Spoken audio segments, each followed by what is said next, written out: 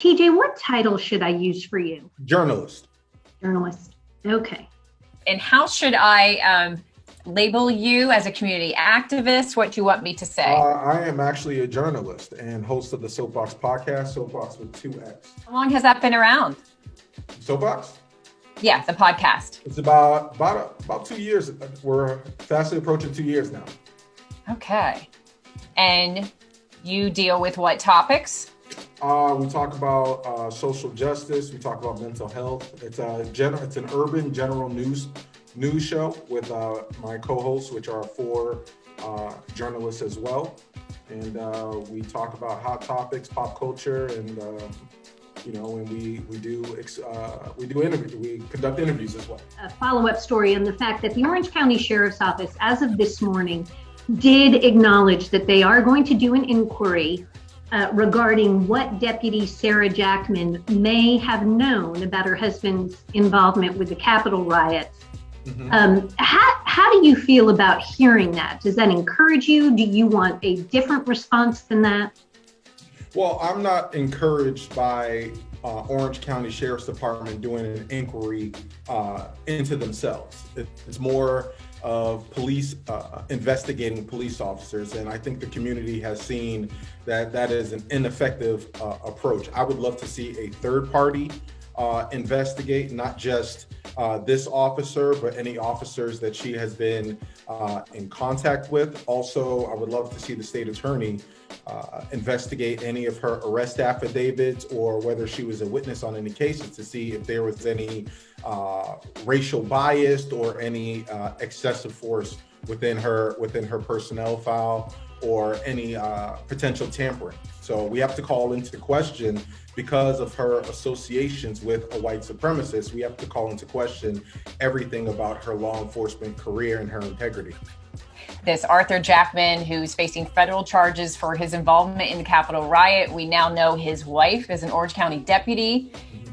She did not report him. Someone else did. Is that an issue? Yes, it is. That calls into question this officer's integrity, and it also calls into question what other information she's not forthcoming with. We have to call into question whether or not did she give the Proud Boys and her husband information, intel within law enforcement. As we know, on all levels of law enforcement throughout the country, we have white supremacists who have infiltrated law enforcement and who have racially targeted, people who are non-white. So everything at this point we have to call into question everything about this officer and her affiliations. Well, and that segues beautifully into my next question. I was going to ask, what's at the heart of your concerns? Do you feel like learning that a member of our law enforcement community is married to someone who is a publicly acknowledged member of a group that has some pretty extremist views and is often considered to be a white supremacist group? Your concern is that it could have affected her actions as a deputy?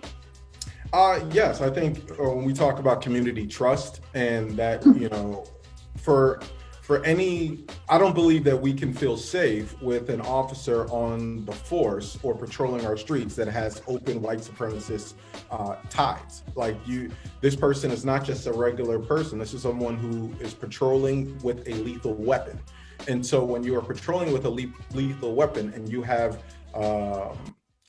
when you're associated with, white supremacists and, these people, doesn't matter your race or your sexual orientation, you could become a target. So I think it's not just my concern. I think it's the community's concern. It's a public safety issue that we're dealing with. And, as far as her ties to white, what your spouse is doing. One, you're an officer, and if you're a good standing officer, I'm assuming she's good at her job if she's on Orange County Sheriff's payroll.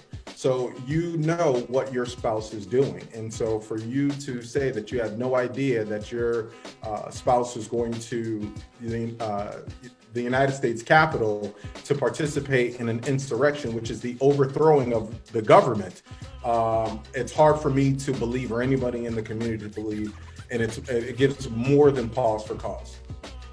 Is it hard for you to believe that she would not have known anything about his plans? Well, I will say this. Yes, it is hard for me to believe, because I believe if you, I'm not married, but for everybody I know who is married, you know pretty much what your spouse is doing. And in order for you to marry that person, if you're a white supremacist, that's pretty extreme, right? And so if you're married to someone, that means that you share commonality with that person. And so it's very concerning to have someone who has white supremacist affiliations that close to them,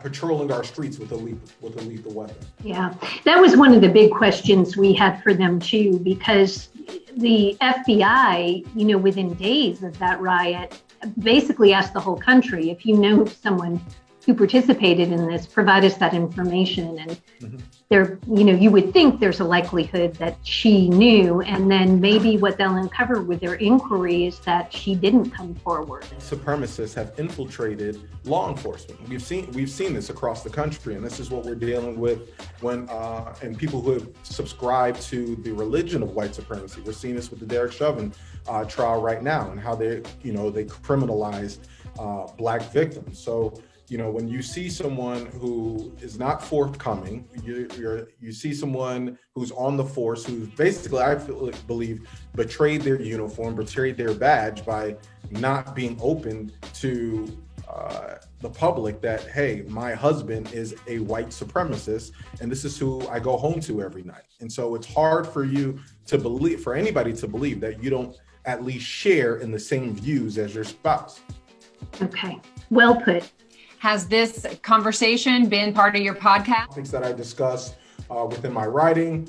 These are topics that I talk about via social media. I've already made a social media post about it to engage people within the community. And the feedback I'm getting from the community is, one, we're not surprised, because a lot of the racial targeting in Orange County that we've experienced within predominantly African-American communities, especially under John Mena's leadership, where we've seen suspected white supremacy within Orlando Police Department under John Mena. And now he's the sheriff of Orange County, and now we have an officer with white supremacist affiliation. So it's not surprising. What we want to see is a thorough investigation, I think in both law enforcement agencies, but definitely within Orange County Sheriff's Department by a third party, because we can't allow law enforcement officers or police to investigate themselves, because clearly they're not forthcoming with all their information, as this officer has shown us.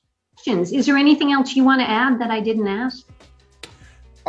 No, I just think that at this point in time, Sheriff John Mena likes to push the narrative that it's just a few bad apples and we're going to take care of the few bad apples. Well, at this point in time, with this officer on the force, those good apples that he likes to portray, they're contaminated, because this is a bad apple. Anytime you have a law enforcement officer who has open ties to a white supremacist group, you have to call into question everything about that officer, and you have to call into question how this officer and their ideology has contaminated the people on your force. And so I believe she should resign or be terminated. And every case that she has been involved with, and every arrest, needs to be looked at. And if there is wrongdoing to be found by a third party, then those convictions need to be overturned, or it needs to be thoroughly investigated, and to make sure that there hasn't been any racial bias or any bias for anybody with a different sexual orientation. Okay, that was great. And do you plan to talk about this tonight on your podcast? Tonight, no. We're actually having a different special panel. It's an all-male panel tonight, so we may not discuss it tonight. However, I will be discussing it moving forward, and keeping an eye on this, as well as the Derek Chauvin case with the murder of George Floyd. Okay. Anything else you want to add? Don't sweep this under the rug, and I'm hoping that the journalists, the local journalists, stay abreast of the situation and continue to press for answers, because if we're not uncovering and making sure that our safety is a top priority, then we're all in danger. We can't afford to wait for injustice to come on our doorstep in order for us to take it seriously. Well, TJ, thank you very much. I really, really appreciate it.